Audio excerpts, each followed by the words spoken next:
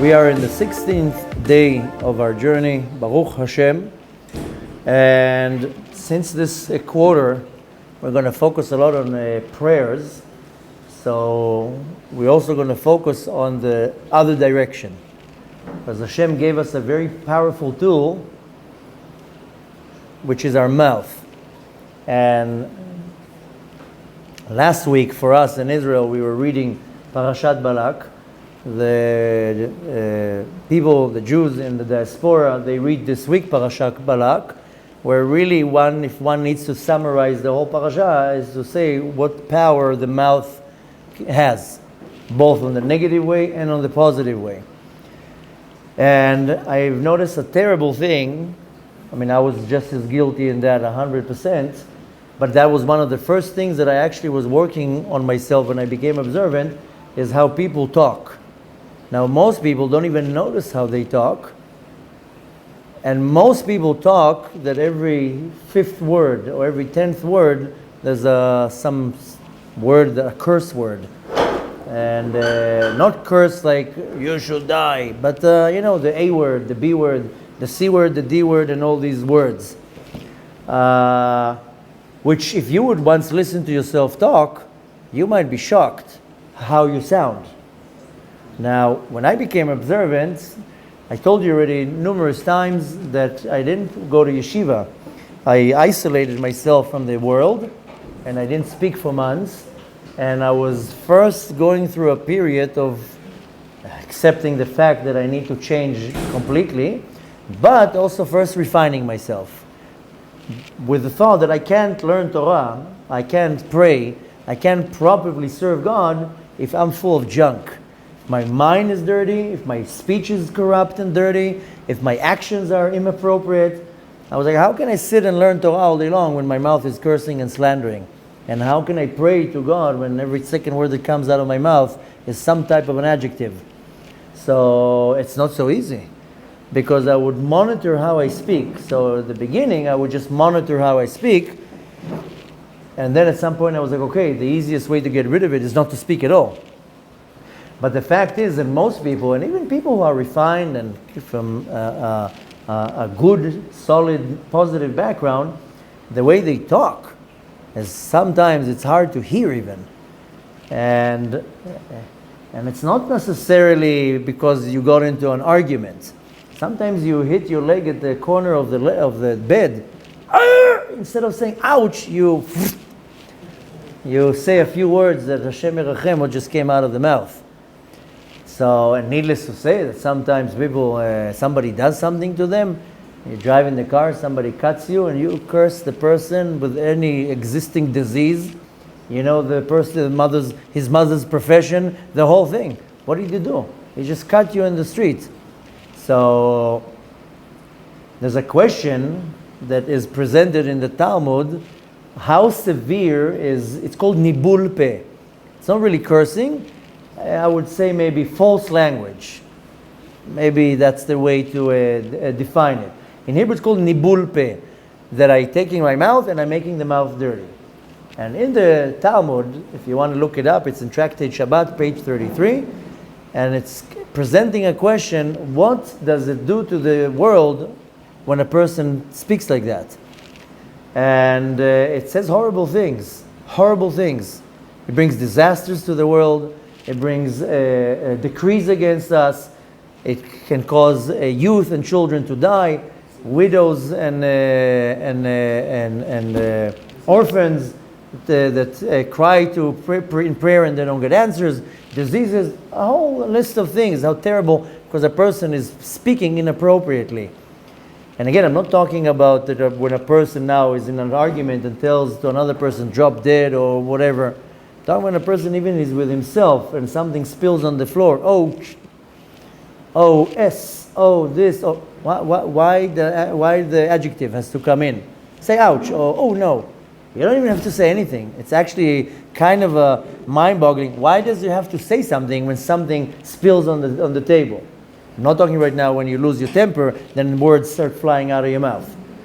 So what we need to take from that is that Hashem gave us a very powerful tool that we see that Bilam, with his power, he was about to curse, and how Hashem turned it into a blessing, but we don't know how powerful our mouth is. So if we know that our mouth is powerful to the direction of positive, then we know in the Torah there's what's called measure for measure, midah keneged midah. Must be that the same power, if it's used in a negative way, will cause a huge destruction. Take, for example, nuclear power. If it's used in a very positive way, unbelievable.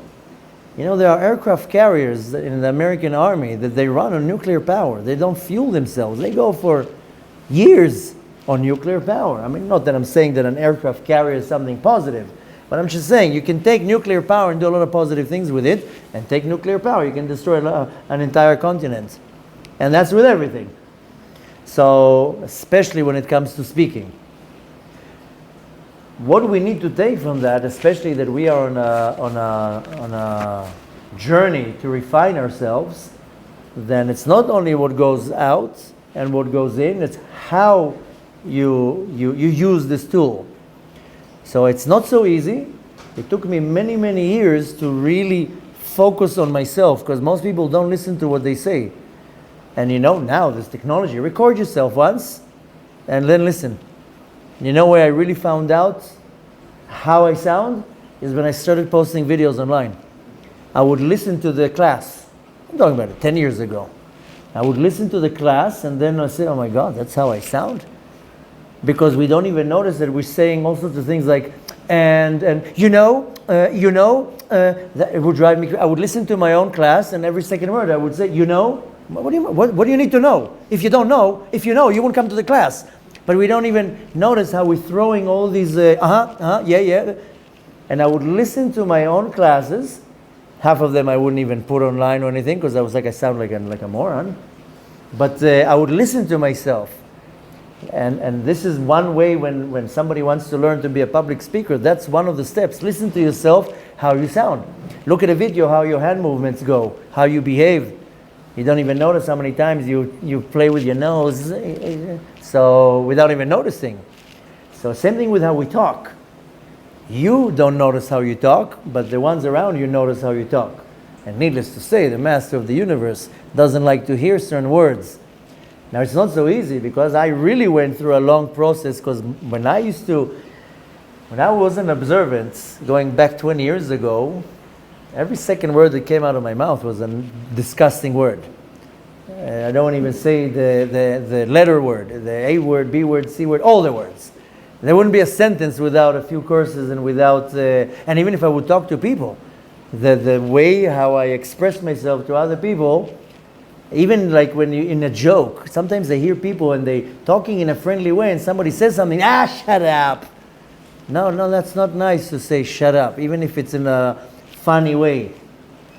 So then of course it will be more refined, get out of here. But even that has to be refined to a point that your words should be calculated. The same way that they're calculated when in a positive way, calculated in a negative way. So this is a little bit tricky, because that requires a lot of attention of how you talk. It's not so simple. But now the things like this, you know yourself better than everybody. You know if you use a lot of this language. And I'm not talking right now when you get angry. When you get angry, of course, junk is going to come flying out of your mouth. This is a much higher level than when you're angry, to control the mouth. That's the best way one needs to strive, is how do I control my mouth when I lost my temper?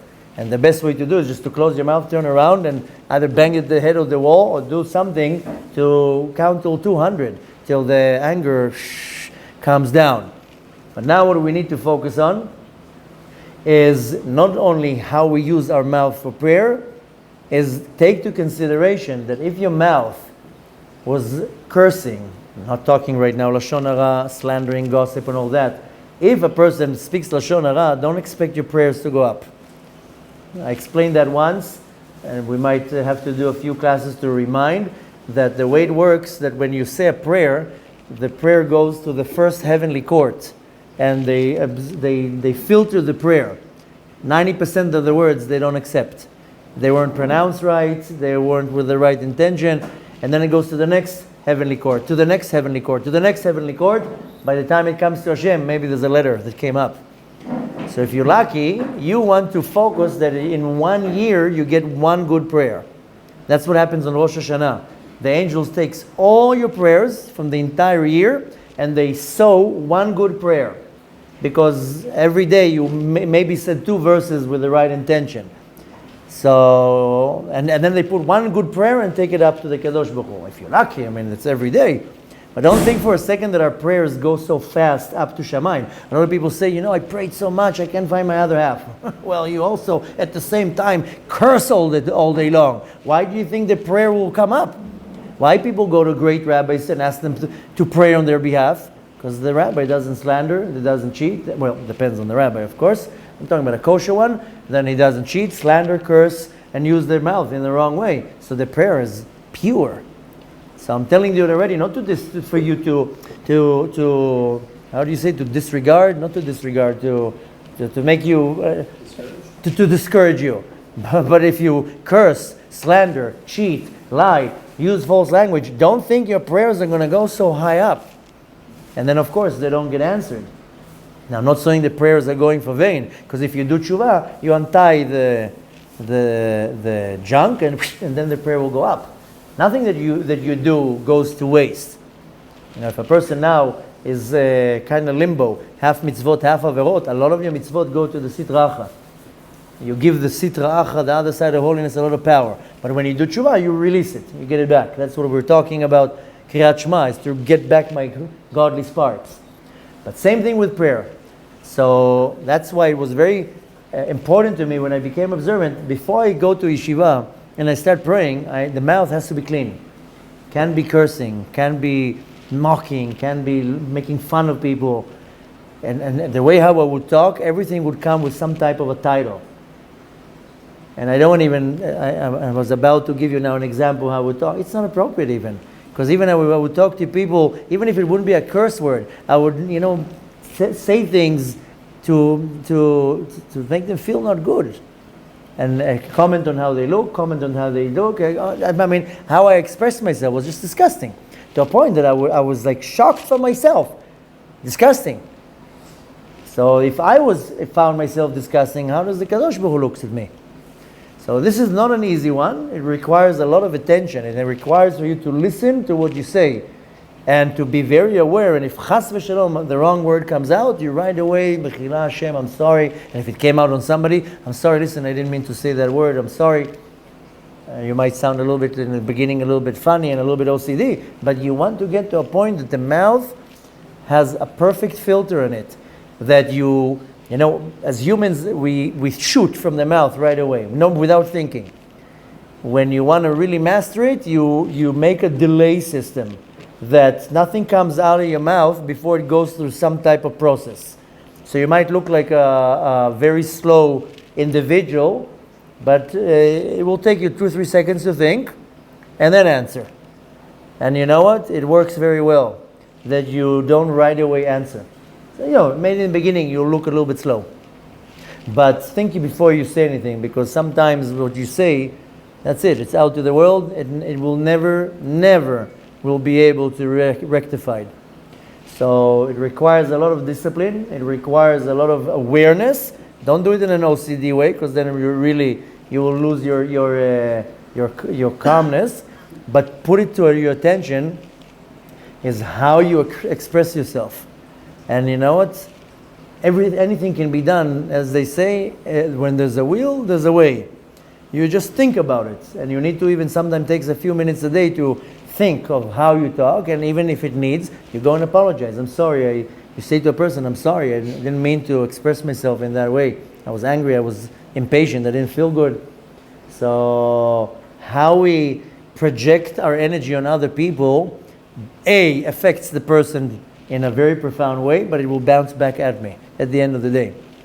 So let's clean our mouth a little bit.